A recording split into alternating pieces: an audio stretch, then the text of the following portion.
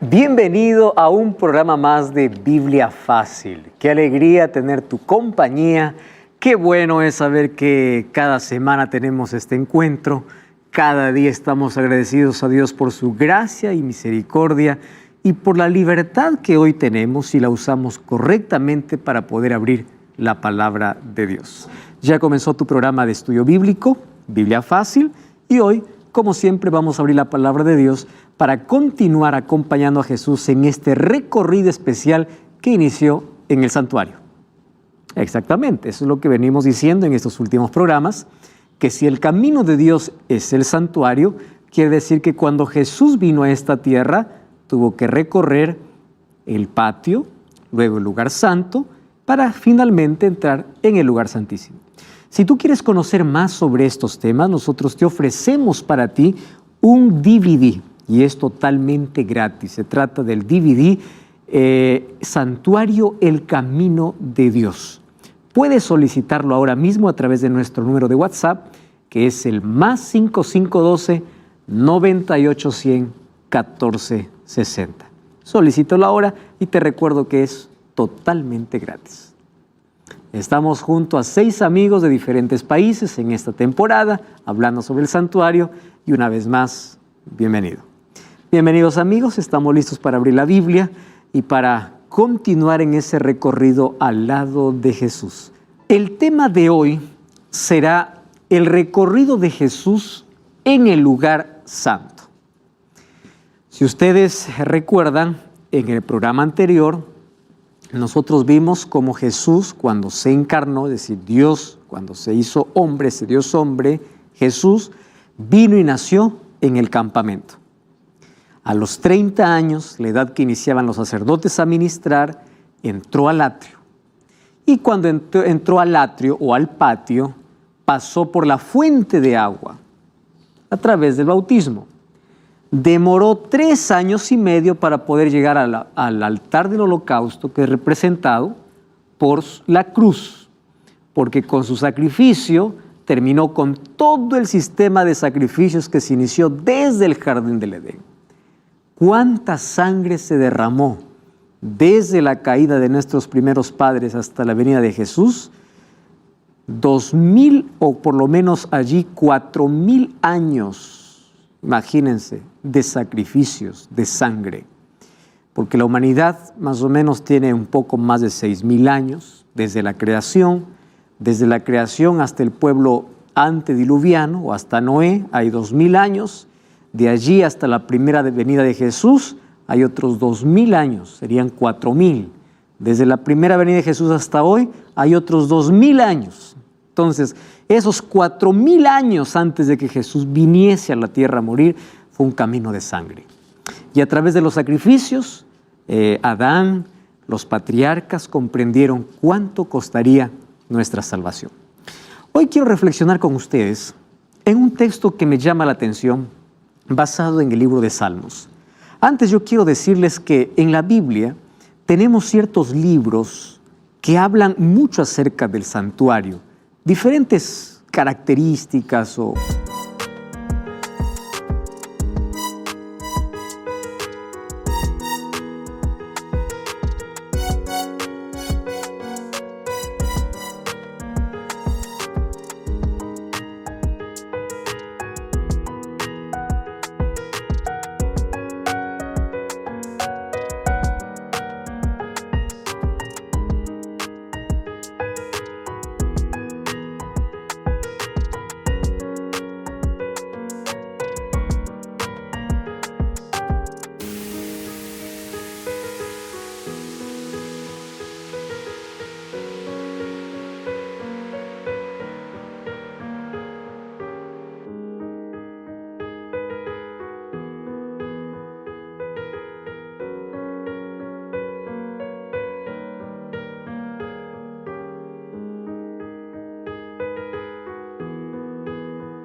aspectos del santuario. Por ejemplo, en el libro de Éxodo encontramos el pacto y la estructura del santuario. En el libro de Levítico, cuáles eran los ritos y ceremonias que se hacían en el santuario. En el libro de Salmos encontramos que eran los cánticos que en el santuario se cantaban, se entonaban. Era la adoración en el santuario. Cuando vamos al libro de Daniel y Apocalipsis encontramos que el santuario es un tema principal. En Daniel encontramos la purificación del santuario y en Apocalipsis encontramos que está dividido el libro en 7 escenas y cada escena comienza en el santuario. Y finalmente, en el libro de Hebreos es extraordinario para poder hablar sobre el ministerio sumo sacerdotal de Cristo y todo lo que Él viene haciendo hoy en nuestro favor allá en el santuario. Hoy quiero con ustedes abrir la Biblia en el libro de Salmos. Y vamos al capítulo 73. Ya leímos en el capítulo, o en el programa anterior, el capítulo 77, un versículo. Hoy vamos a leer el capítulo 73.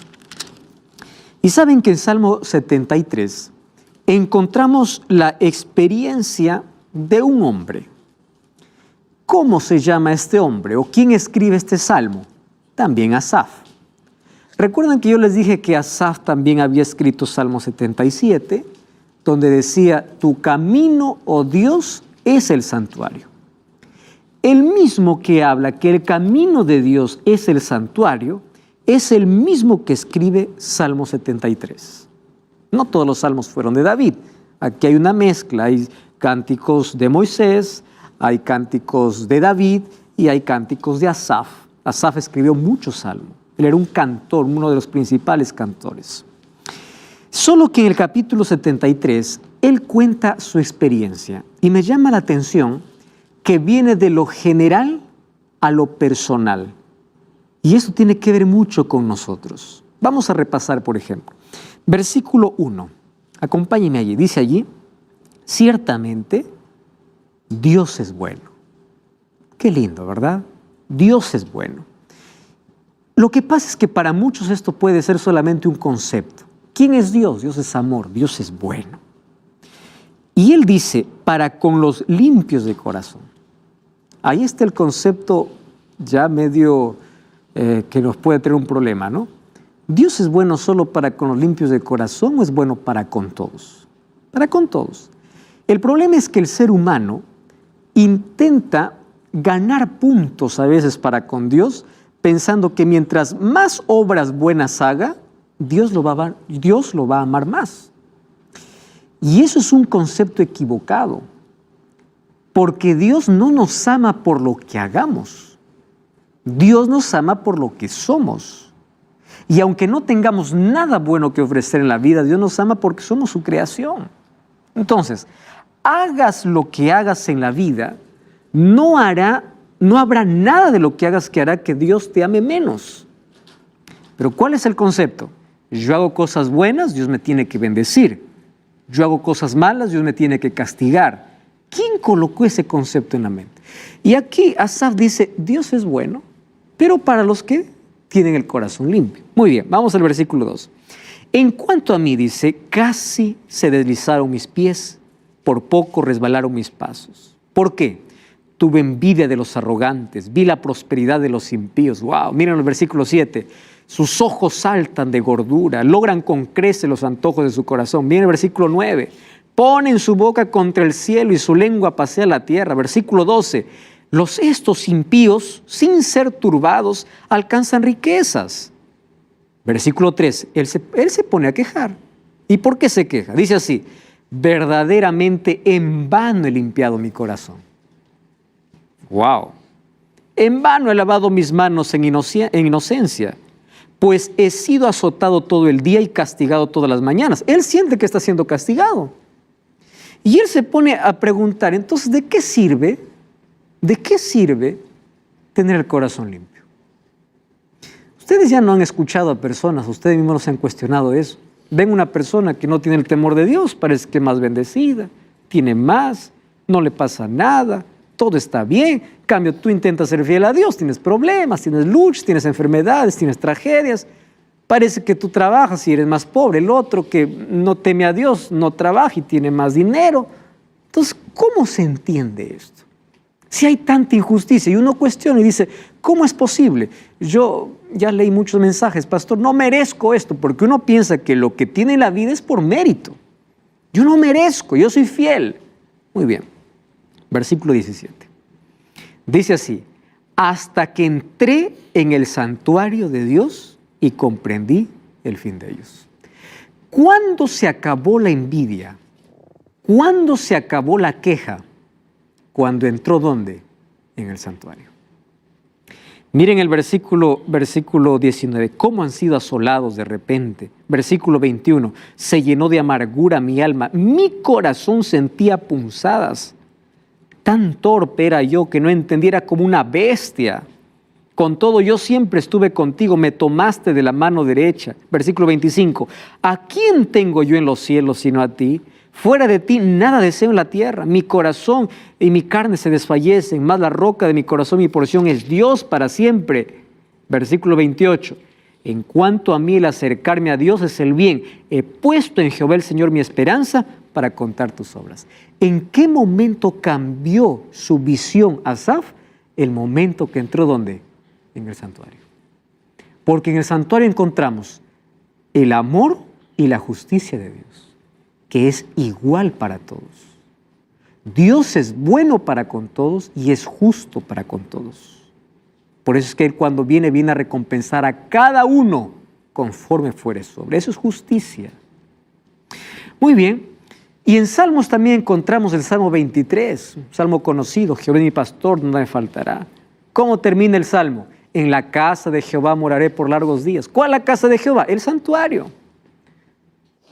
Jesús prometió en Juan 14, voy a preparar un lugar para vosotros. Si me fueres a preparar el lugar, vendré otra vez. ¿Cuál es esa morada? En el santuario. Entonces, la Biblia está lleno de este término, lleno del santuario, del conocimiento de la salvación. ¿Y por qué es interesante? Aquí hemos descubierto que en la cruz Jesús hizo expiación completa a nuestro favor y su sacrificio nos garantiza el derecho a la vida eterna. El apóstol Pablo va a hablar cómo ese sacrificio lo va a colocar con diferentes términos. Por ejemplo, el primer término que usa Pablo es el término propiciación. Romanos 3:25 dice, ¿a quién Dios puso como propiciación? ¿De dónde viene este lenguaje? Viene un lenguaje de culto. Resulta que antes algunas personas, para poder aplacar la ira de sus dioses, hacían sacrificios humanos. Eso era parte de la adoración pagana. Solo que ahora dice, tú no necesitas hacer ningún sacrificio para merecer el perdón de Dios. Dios mismo hizo el sacrificio a través de su Hijo. De ahí viene esa palabra, propiciación. Hay otra palabra, redención. Ahí el libro de 1 Pedro 1:18 dice, sabiendo que fuiste rescatados con la sangre preciosa de Cristo. ¿De dónde viene? Del ambiente de mercado. Ahí estaban los esclavos siendo comprados. Viene alguien y nos rescata, paga el precio. Justificación, ¿de dónde viene? Del ambiente judicial. Justificados por la fe tenemos paz para con Dios. Donde el juez declara inocente. ¿Y en qué momento Dios nos declara inocente? Cuando aceptamos a Cristo. ¿Por qué cuando aceptamos a Cristo? Porque Cristo coloca su justicia en nosotros. Él se coloca delante de nosotros. Y cuando Él se coloca delante de nosotros, nosotros somos perfectos, porque nos escondemos detrás de Él. Esa es justificación. Reconciliación, Romanos 5:10 dice que siendo enemigos fuimos reconciliados. ¿De dónde viene? Del ambiente familiar. Cuando hay allí peleas, disputas, viene entonces la reconciliación.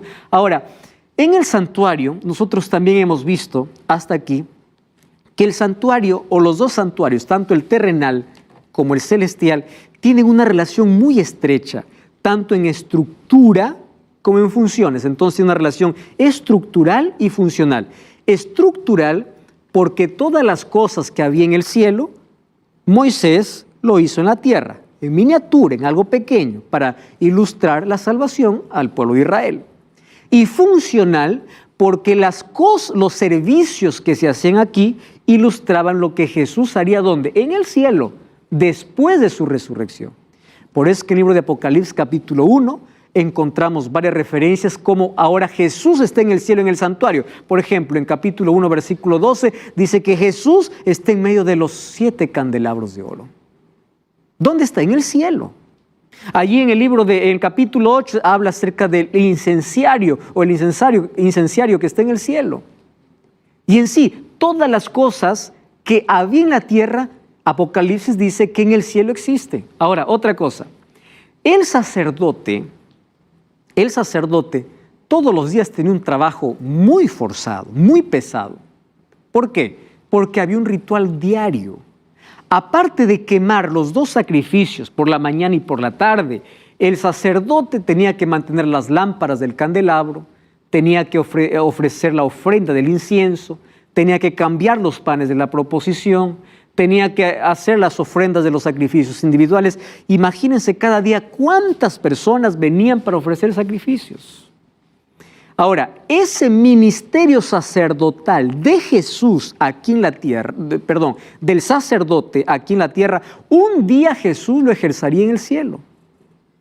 Entonces, era a través del sacerdote que se hacían 4 cosas. Número 1, expiación, intercesión, vida física y espiritual y luz. ¿De qué manera? Expiación por la sangre derramada, intercesión por el humo que subía del altar del incienso, vida física y espiritual a través del pan de la proposición y luz por medio de las 7 lámparas. Todo haciendo referencia al ministerio de Cristo. Entonces, un día Cristo tendría que llegar al cielo y tendría que entrar ¿a dónde? Al primer compartimento, al lugar santo. Y eso es lo que dice el libro de Hebreos, capítulo 8 y capítulo 9, versículo 23. Mas hoy vamos a ver en qué momento Jesús entra al lugar santo. Entonces ya hemos visto que Jesús sale del campamento, entra al patio, pasa por la fuente de agua, pasa por el altar del holocausto, dando su propia vida, y allí nos quedamos. ¿Y en qué momento entra para el lugar santo?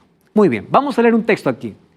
Juan 16:7 dice así: yo os digo la verdad, os conviene que yo me vaya, porque si no me fuera, el Consolador no vendría. Mas si me fuere, yo os lo enviaré. Presten atención a lo que está diciendo Jesús. Os conviene que yo me vaya. ¿Por qué nos convendría o por qué convendría a los discípulos que Jesús se vaya? Porque si Jesús no iba al cielo, no habría intercesión. Por más que hubiese habido sacrificio. Recordemos que aquí ya mencionamos en otro programa que el sacrificio de Jesús es suficiente, ¿correcto?, para poder salvarnos, pero solo se aplica a favor del que lo acepta. Por eso Juan 3:16 dice: porque de tal manera amó Dios al mundo que ha dado a su Hijo unigénito. No dice para todo el mundo, para que todo el mundo se salve. Dice para que todo aquel que en Él crea no se pierda. Quiere decir que el que no cree está perdido. El que no acepta el sacrificio está perdido. ¿Y cómo el ser humano acepta ese sacrificio? Para eso tenemos que entender el ministerio sacerdotal. El pecador, cuando venía a ofrecer su ofrenda, ¿cuándo estaba perdonado? Estaba perdonado cuando el sacerdote le ayudaba entrando con la sangre del animal al lugar santo. Cuando él salía, recién él estaba perdonado. Entonces, cuando nosotros vamos a Cristo, Él ya no necesita llevar sangre de cualquier animal, porque es con su propia sangre que nos cubre. Entonces, ese ministerio Jesús tendría que hacer. Y Jesús dice: os conviene que yo me vaya. ¿Por qué razón? Porque resulta que cuando Jesús estuvo aquí en la tierra, Él era Dios hombre. Y Él como hombre no podía estar en todo lugar. En cambio, el Espíritu Santo sí podía estar en todo lugar. Él dice: es mejor que yo me vaya, pero les voy a garantizar algo. Cuando yo me voy, yo les garantizo que quien va a estar con ustedes es el Espíritu. Ahora viene lo más esencial. ¿Cuál es el trabajo del Espíritu? Resaltar el sacrificio de Jesús. Llevar a la persona a Jesús para que la sangre de Cristo pueda ser aplicada a su favor. ¿Y quién te recibe? Cristo mismo.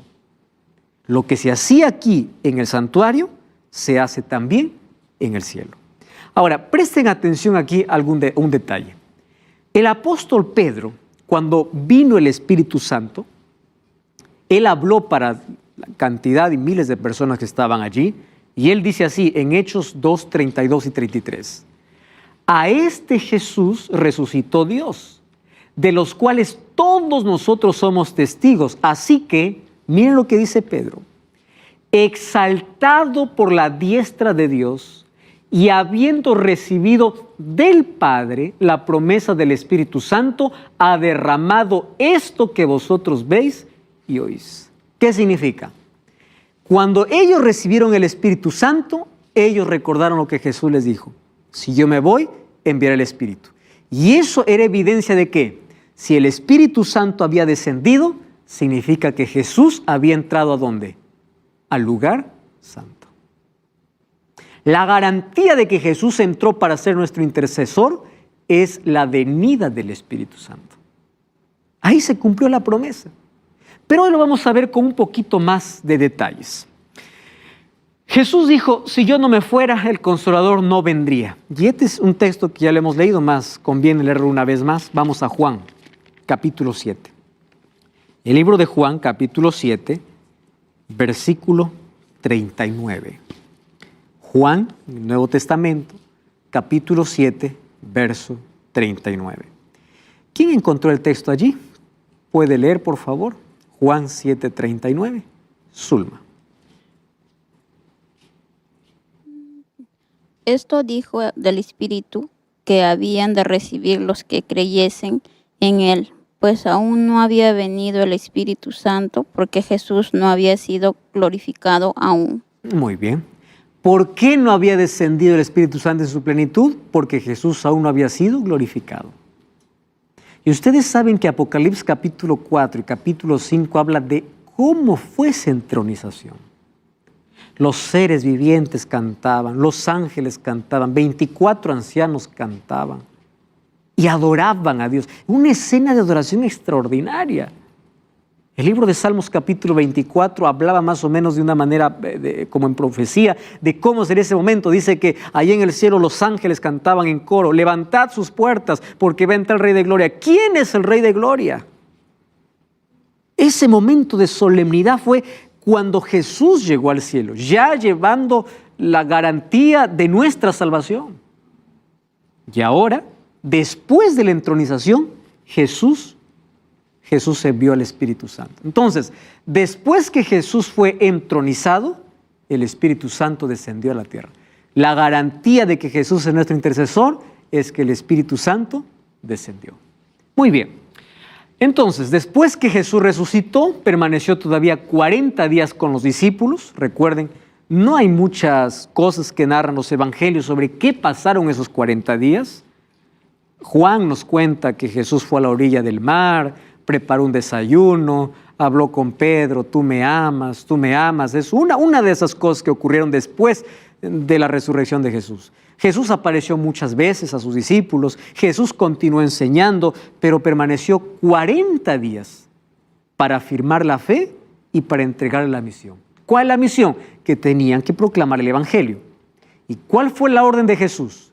La orden de Jesús en Hechos capítulo 1 es, ustedes van a predicar el Evangelio, pero con el poder del Espíritu. Entonces, no salgan de Jerusalén hasta que haya venido el Espíritu Santo. Para ellos este asunto estaba muy fresco. Entonces, Jesús cumplió la promesa de poder enviar el Espíritu Santo. Ahora, presten atención. Nosotros aquí hemos estudiado las 7 fiestas. ¿Recuerdan ustedes? Las 4 primeras eran en primavera, las 3 últimas eran en otoño. ¿Cuáles eran las 4 primeras? Fiesta de la Pascua, panes sin levadura, primicias y Pentecostés. ¿Cuáles eran las 3 últimas? La fiesta de las trompetas, la fiesta de la purificación del santuario y la fiesta de las cabañas o tabernáculos. Habían 2 fiestas que se celebraban en la primavera que tenían una relación muy estrecha. Era la fiesta de las primicias y la fiesta del Pentecostés. ¿Por qué la fiesta del Pentecostés? Penta significa 50 días después de qué? De la Pascua. Entonces, la fiesta del Pentecostés, entre la fiesta de las primicias y la fiesta del Pentecostés, habían 50 días. ¿Correcto? 50 días. ¿Qué sucedió en la fiesta del Pentecostés? ¿Qué ocurrió allí? Antes allí un detalle muy importante. Jesús, cuando estuvo en el patio, fue nuestro sacrificio. Cuando entró al lugar santo, ¿qué cosa fue? Nuestro sacerdote. Jesús en el patio es nuestro sacrificio. Jesús en el lugar santo es nuestro sacerdote. Muy bien, ¿qué ocurrió en el día del Pentecostés? Eso es un detalle muy importante. Para ello, vamos a Hechos capítulo 2. Y vamos a ver algunos detalles de lo que ocurrieron o lo que ocurrió ese día cuando el Espíritu Santo descendió sobre los apóstoles. Entonces, ¿estás con Hechos capítulo 2? Muy bien. No cambies el canal, no cierres la Biblia, vamos a una breve pausa y ya regresamos. Estamos de regreso, esto es Biblia Fácil, hoy hablando sobre en qué momento Jesús entró al primer compartimiento, que es el lugar santo. Ya estudiamos en el capítulo anterior cómo Jesús entró al patio, pasó por la fuente de agua y después de 3 años y medio llegó al altar.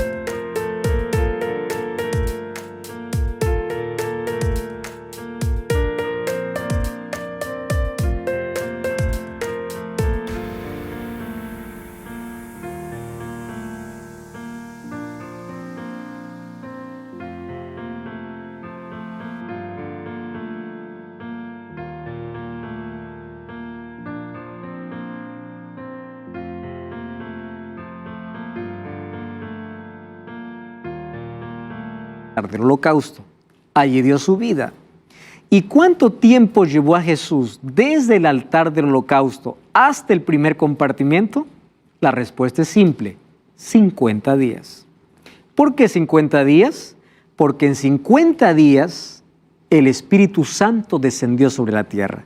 Justamente descendió cuando todos estaban celebrando la fiesta del Pentecostés, o la fiesta de la cosecha. Recordemos que habían 2 fiestas que tenían que ver allí con los cultivos de las primicias y del Pentecostés, de la cosecha. Las primicias eran los primeros frutos, que eran los frutos de cebada, y la del Pentecostés se cosechaba todo el trigo. Entonces, entre una y la otra habían 50 días de diferencia.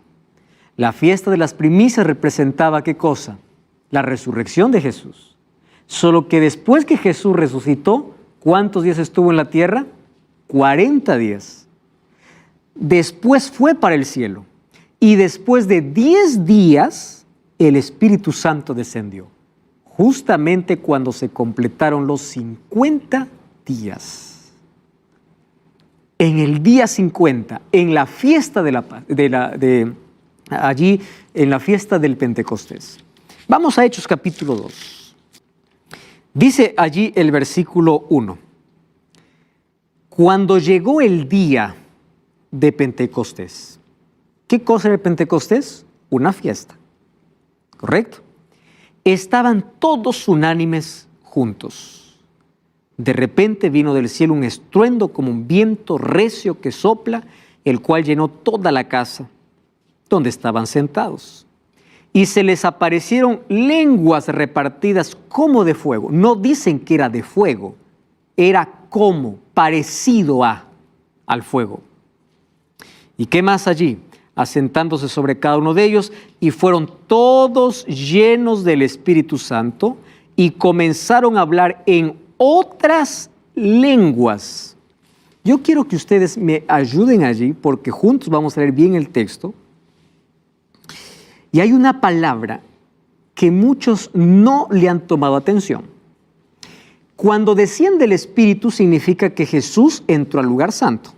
Hasta eso está claro, ¿verdad?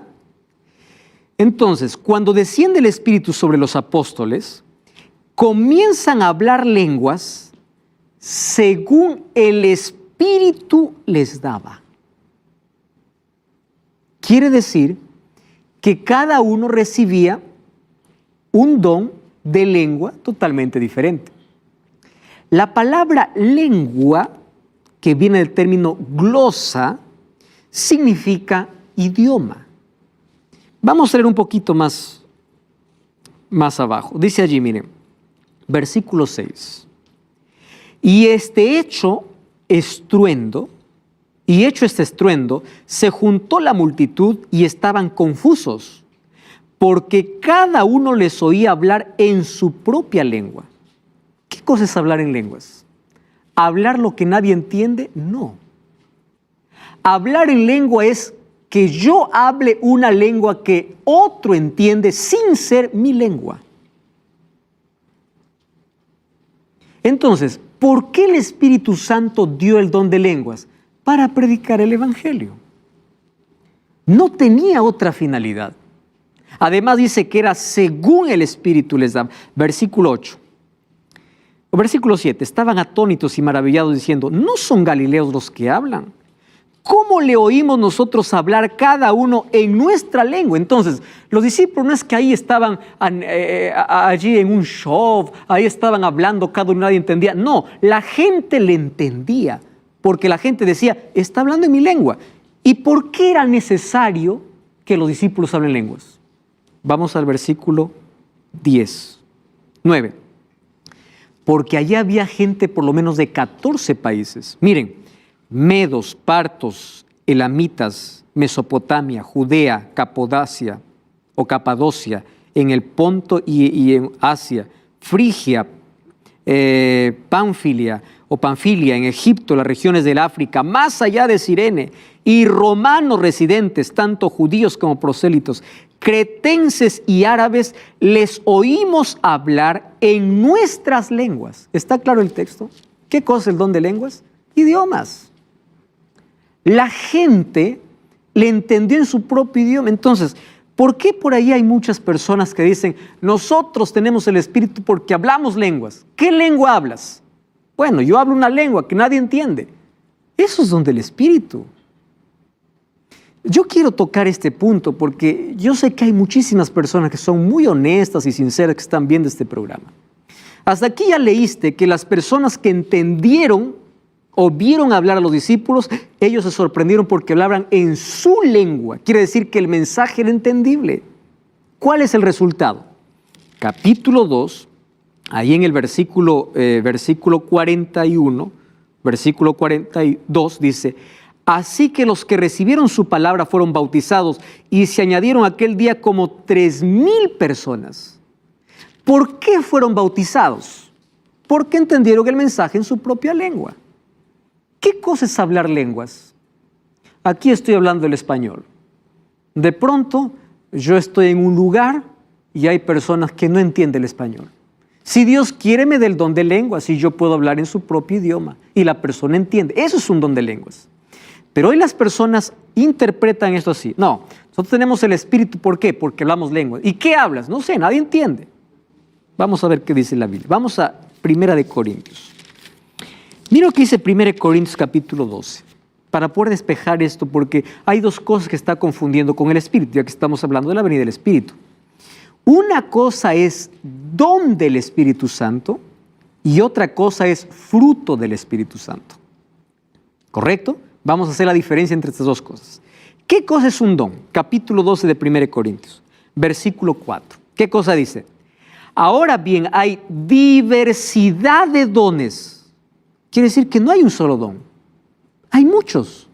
¿Cuáles son? Dice, versículo 5, hay diversidad de ministerios. Versículo 6, hay diversidad de operaciones.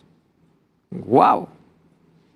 Versículo 8, porque este es el que es dada por el Espíritu según la palabra de sabiduría, a otro le da palabra de ciencia, a otro fe, a otro dones de sanidad por el mismo Espíritu, a otro hacer milagros, a otro profecía y a otro hablar lenguas. Quiere decir que no todos tienen este don. Entonces, cuando tú escuchas algún mensaje diciendo, tú aquí tienes que venir y hablar lenguas porque es la evidencia que el Espíritu está, muéstrale ese texto. Dios no le da a todos el mismo don. Entonces, dones son repartidos por Dios como Él quiere. No es que todos tienen que tener el mismo don. Miren el versículo 11. Pero todas estas cosas las hace uno y el mismo Espíritu, repartiendo a cada uno como Él quiere. ¿Está claro ese asunto? Versículo 30. ¿Tienen todos dones de sanidad? ¿Hablan todos lenguas? Qué pregunta que está haciendo, ¿verdad? ¿Interpretan todos? No. Entonces es una mentira inventada por allí, donde se dice de que si tú vas a una iglesia tienes que hablar lenguas para tener la evidencia del Espíritu. No, los dones espirituales son dados con un solo propósito. No es exaltación propia, predicación del Evangelio. Es para eso que te da el don. Y ustedes leen el capítulo 14, ustedes van a encontrar todo acerca del don de lenguas. Ahí en el versículo 2 dice: el que hable en lenguas no habla a los hombres sino a Dios, nadie le entiende. Y hay algunos que toman ese texto y dice: ¿por qué habla misterios? Aquí está. Y el que habla en lengua extraña a sí mismo se edifica. Muy bien, ¿qué cosa habla sobre este asunto? Miren, ¿de qué está hablando? Versículo 10. Tantas clases de idiomas hay. A eso está refiriendo Pablo. Idiomas. Versículo 12. Dice: así vosotros anheláis dones espirituales y procurar andar o abundar en ellos para edificación de la iglesia. Entonces, si lo que Dios me da no edifica, no sirve. ¿Correcto? Si yo hablo cosas que ni yo entiendo, no sirve, porque todo es para edificación de la iglesia. Versículo 18. Ustedes saben que Pablo era un políglota, ¿no? Hablaba muchos idiomas. Dice: doy gracias a Dios que hablo en lenguas más que todos vosotros, pero en la iglesia prefiero hablar 5 palabras con mi entendimiento que 10,000 palabras en lenguas desconocidas. Versículo 20 dice: no seáis como niños. Versículo 26 dice la parte final: hágase todo para edificación. Versículo 27: si alguno habla una lengua extraña, sea esto por 2 o a lo máximo 3, y por turno. No está diciendo todos hablen al mismo tiempo, por turno, uno por uno. Es más, si alguien habla lengua extraña, que uno interprete. ¿Por qué? Porque si no hay nadie que interprete, ¿para qué sirve? Para nada, eso es un show. Y el Espíritu Santo no descendió para hacer shows. Jesús dijo que el Espíritu Santo descendería para convencer de pecado. El Espíritu Santo jamás va a tirar a una persona al suelo. Quien hace eso es Satanás. El Espíritu Santo levanta a la persona del suelo. El Espíritu Santo no hace. Miren, otra cosa, versículo 33. Dios no es Dios de confusión, sino Dios de paz. Versículo 40. Hágase todo con decencia y con orden. A otros dicen: no, pero pastor, Jesús dijo en Marcos 16, 17 que hablarán lenguas. Claro, es la promesa de Dios, darnos el don de lenguas para predicar el Evangelio. Entonces, un don es diferente a un fruto. ¿Por qué?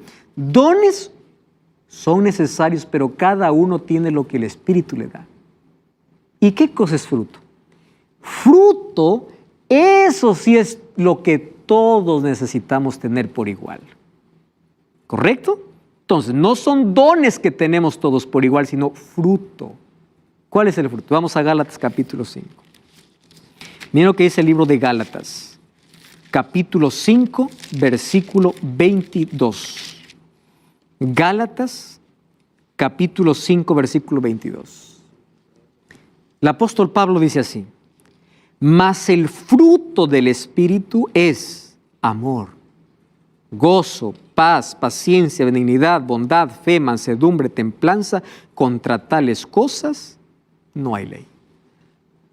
¿Qué cosa es lo que todos necesitamos buscar? Tener. No es un don, porque el don Dios da a cada uno como quiere, pero sí el fruto. ¿Cuál es la evidencia de que Cristo está? El amor, la alegría, la paz. Y ese fruto sí tiene que ser evidente. Ahora, para eso vino el Espíritu Santo.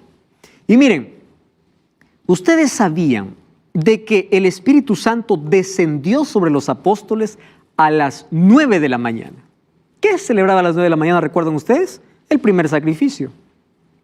Vamos al libro de Hechos, capítulo 2, versículo 15. Volvemos a Hechos y les voy a explicar por qué es interesante conocer esto. 2:15. Dice así: Vamos del versículo 14. Pedro, poniéndose en pie con los 11, alzó la voz y les habló diciendo: varones judíos y los que habitáis en Jerusalén, esto sea notorio y oíd mis palabras. Estos no están ebrios como vosotros suponéis, puesto que es la hora tercera del día. ¿Qué hora es la hora tercera del día? 9 de la mañana. Quiere decir que a las 9 de la mañana el Espíritu Santo descendió a la hora del sacrificio matutino. ¿Y por qué descendió a esa hora?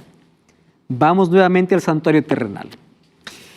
Un sacerdote, para que comience a ministrar, ¿a qué edad tenía que hacerlo? A los 30 años. Por eso que Jesús entró a los 30 años a comenzar su ministerio. Y ustedes sabían que todo sacerdote, cuando comenzaba a ministrar, comenzaba siempre en el primer sacrificio de la mañana. ¿Qué horas? 9 de la mañana. Quiere decir que Jesús entró en el santuario celestial exactamente a la hora cuando aquí el sacerdote entraba a ministrar, en el primer sacrificio. A las 9 de la mañana está entrando ¿a dónde? Al lugar santo. ¿Y para qué entra al lugar santo? Para ser nuestro intercesor. Hebreos 9:24 dice, ahí dice que Jesús entró en el lugar o en el santuario. El sacerdocio levítico entonces ilustraba el ministerio que Cristo ha desempeñado desde su entronización al santuario. Todo lo que se hacía aquí, donde se realizó de manera ya, todo lo que estaba aquí era prefigurado. ¿Dónde encontró la realidad? En el misterio de Cristo. Cuando Él entró en el santuario. ¿Cuándo entró? En el día del Pentecostés. ¿A qué horas? 9 de la mañana. Y a partir de ese horario Él comenzó ese oficio, si le podemos llamar, porque eso es lo que hacían los sacerdotes, sacerdotal. ¿Y cuál era el trabajo del sacerdote? Interceder por el pueblo. Era el sacerdote quien llevaba la sangre. Era por medio del sacerdote que el pecador tenía acceso a un Dios santo. Y eso es lo que Jesús hace. Miren lo que dice 1 Juan 2:1. Hijitos míos, estas cosas os escribo para que no pequéis. Pero si alguno hubiere pecado, ¿qué cosa tenemos? Abogado.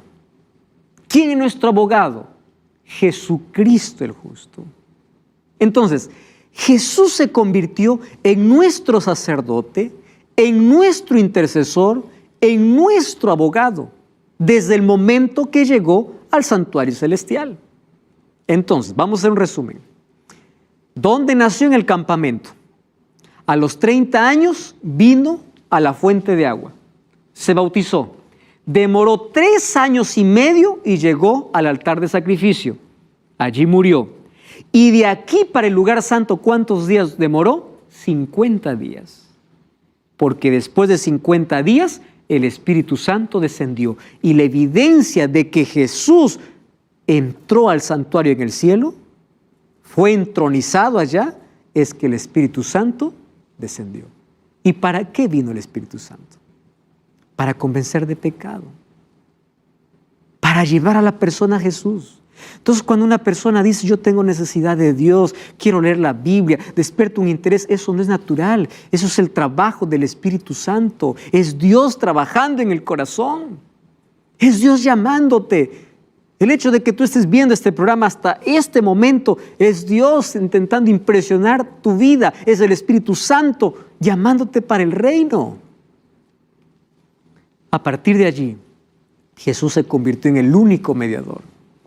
1 Timoteo 2:5 dice, porque hay un solo mediador y un solo Dios. Un solo mediador entre Dios y los hombres. ¿Quién? Jesucristo hombre.